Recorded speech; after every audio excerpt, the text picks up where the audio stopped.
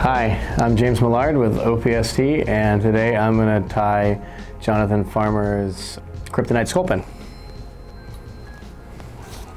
Included in your OPST Jonathan Farmer Fly Kit for this pattern will be Sculpin olive pine squirrel strips, dark olive rabbit strip, OPST yellow-green drabs, diamond pearl braid, guinea feathers, Arex hooks, the sedge dry barbless, and red tungsten beads to tie the flies.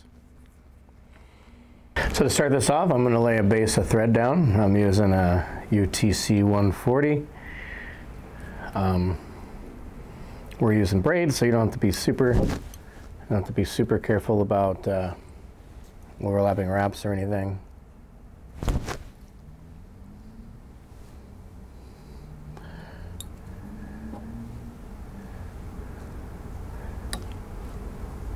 You don't want to go back too far.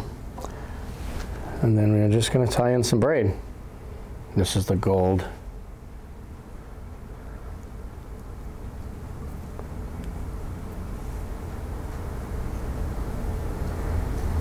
I'll tie all the ends in to try to keep it somewhat even.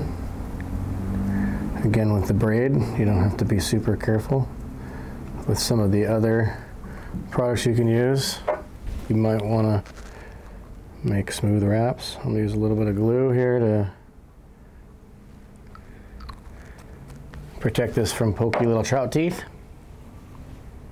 And I'm going to have my bead come to just about 3/4 of the way to the front. So nice overlapping wraps, no gaps for fish teeth. And then I'll push this back and see one more wrap.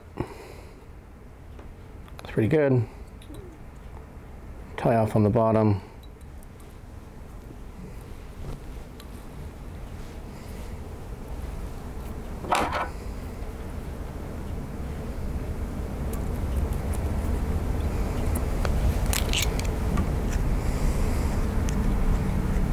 And then, which I think is pretty neat, I'll wrap back into the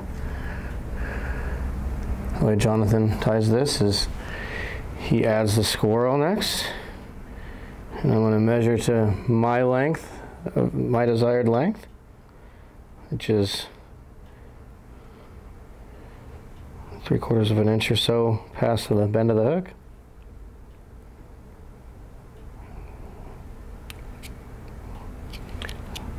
With these squirrel strips, they bite in pretty good, but you'll want to tie on your side of the hook, and as you wrap over, it kind of curls over into the right position. Oops. Let me tighten my bobbin.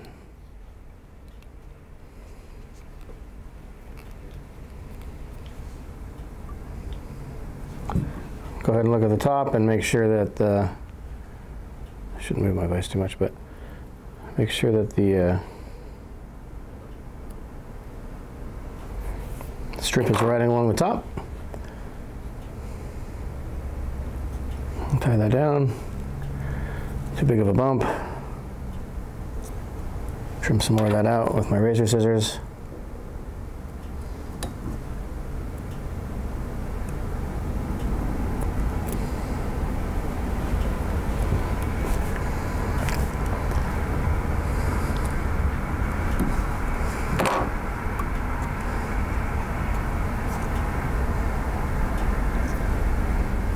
Seat the bead.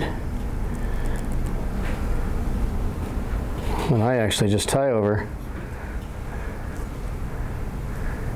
From here, we'll add our yellow-green ostrich, and I'm not sure how many strands Jonathan likes to use on this, so I'm going to do 4 down each side, just because I don't want to make it too full. This is a trout fly after all. And I have the hair going, or the ostrich going, not quite to the end of the strip, so 2/3 of the way down the strip, so it doesn't look like one and the same in the water. So we've got our ostrich down that side, And we're going to do 4 down the other. And you can take off the other, you can take off the one side of the drab or the other side of the drab if you like. I don't find that necessary. And then measure this out, make sure your tips are even.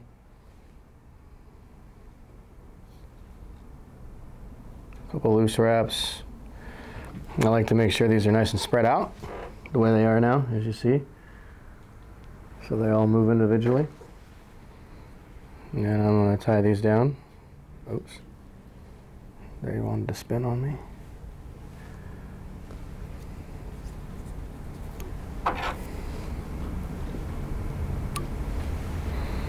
Nice thing about this fly is you can whip it out pretty quick.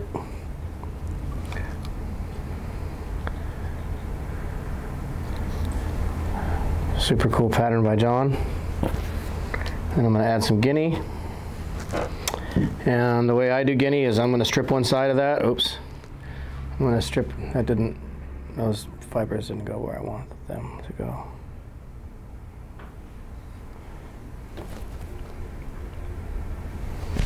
And kind of slicked out of the back.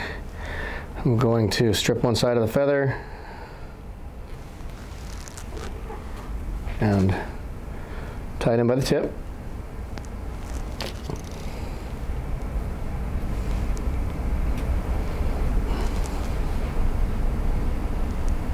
And then we're going to scissor fold this after I tie it in by the tip.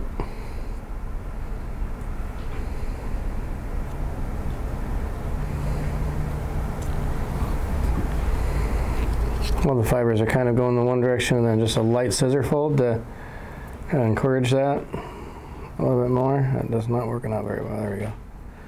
Don't be overzealous with your scissor folding or you'll end up ripping the hackle fibers off. But you see how everything's laying nice and neatly backwards.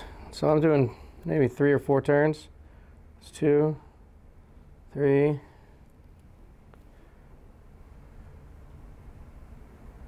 4. Let's just use up this feather since we've only got.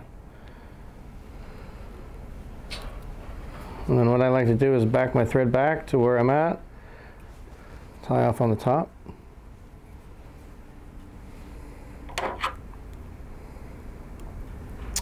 And then the last step for this fly is to slap in a quick dubbing loop. Tie down to where everything's at, twist your thread together so your loop doesn't break, and we'll be adding the olive rabbit next. And I just cut it right off the hide once it's in the loop. That should be enough. The nice thing about rabbits, you can get it wet if you add too much so you don't crowd the eye. I don't have this measured out in my head because I haven't tied this fly very much, so I'm going to try real hard not to crowd the eye.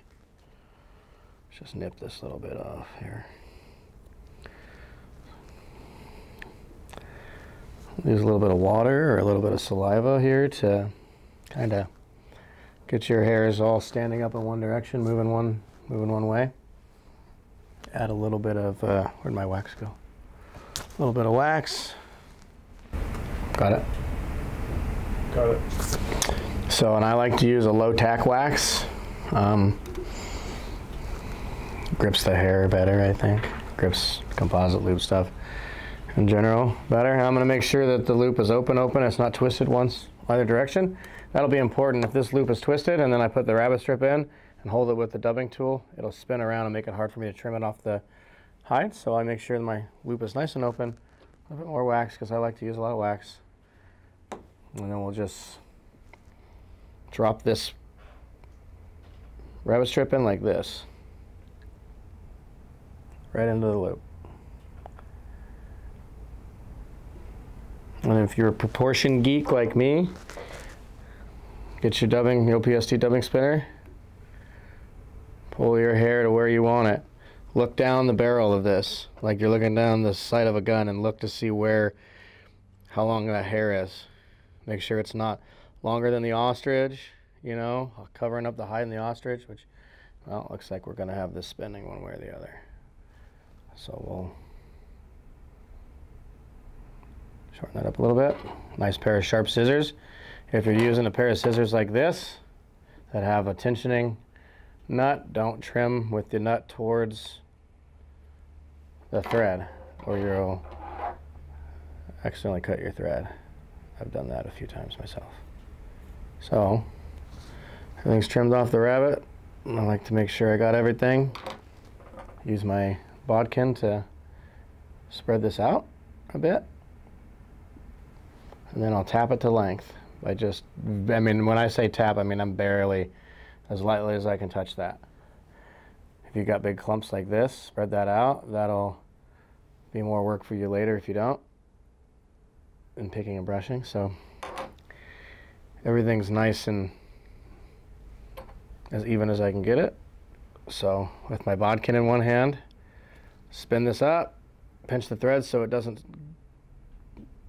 spin it up nice and slow, keeping the other materials out of the loop. Then I tension it from the bottom by grabbing the bottom of the thread and pushing up. And then rabbit, you just got to mess with it real quick with the pick, and then that's it. And you got to jump on your toothbrush. I use a firm toothbrush, but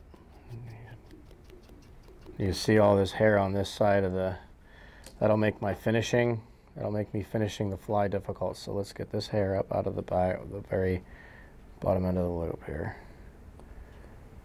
I spun it up a little too fast, and that's why this happened. We can get that out of there. Good enough. So quick brush, and then we're gonna fold the rabbit back and wrap it. What I like to do is pluck this like a guitar string. Do make sure that the opened end of your dubbing loop is pointing towards you. Pretty much all the time you do this kind of stuff, you don't want to try to wrap that this way or you'll pop the thread off, but especially doing it, especially reorienting your hair. So hair is reoriented, get everything in a nice neutral position. A little bit of saliva since I don't have water, and I'm just gonna bend this stuff back and wrap it.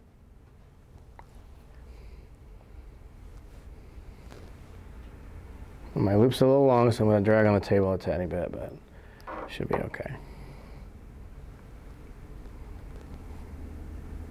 And you can see that I'm keeping the open end of my dubbing loop pointed towards myself, so I don't ever flop that thread off. That was a hard lesson learned.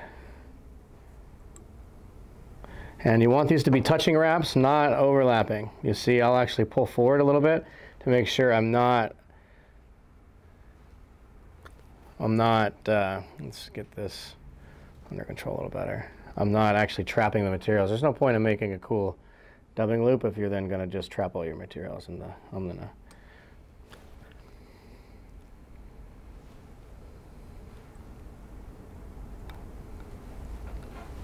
and this is too much. If I had water, I could probably get a few more wraps out of it, but no matter.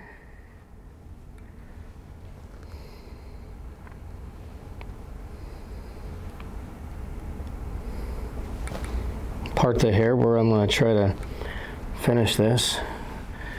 A little overzealous with the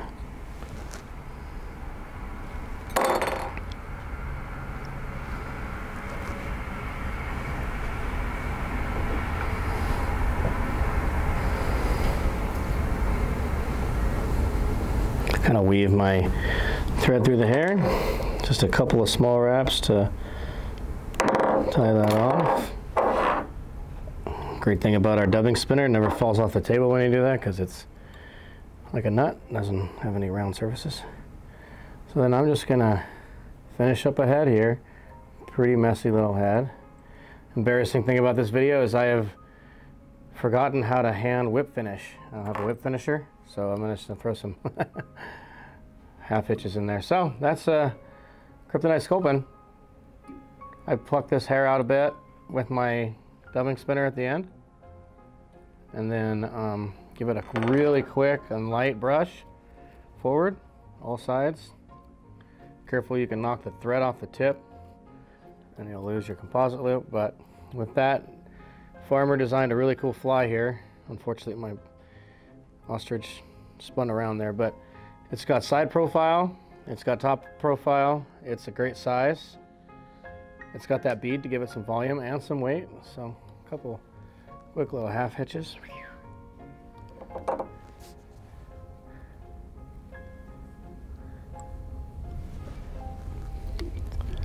Until I relearn how to hand whip finish here later. So, a little bit of glue and you're good to go. I like to use super glue and then Pro Sport Fisher UV goo over the top to make it super solid. So that's Kryptonite Sculpin. Jonathan Farmer, Midnight Sun Custom Flies, and OPST.